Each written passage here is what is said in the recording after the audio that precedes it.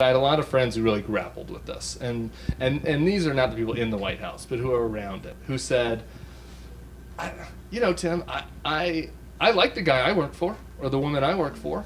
I still believe in the Republican principles. I have this career, and so I'm going to compartmentalize the fact that Donald Trump's crazy in this little box in my brain, in the same way I compartmentalize the fact that, John McCain didn't want to let me get married in my brain, right? And then, every once in a while, Charlottesville would happen, or there'd be a bad news day, and it'd crop out of that little compartment in their brain, and they'd say, "Ugh, I don't know." Maybe they'd call some people and say, "Maybe can I get another? Should I do something else?" And then it dulls, right?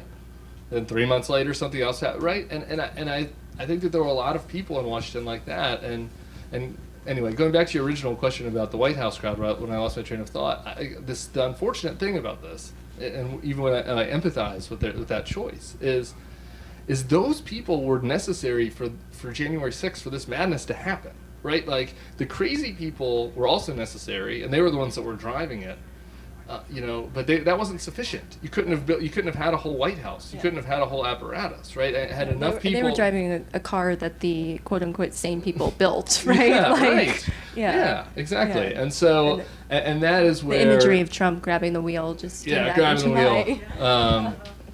And so, I think that's where, it was tough for those folks to kind of grapple with that, and they would from time to time, but in the end, just kind of move on. It's like, you're a mid-level manager at the BP when the oil spill happens. Like, what am I supposed to do tomorrow, right? Like, what else am I going to do? Like, Donald Trump won.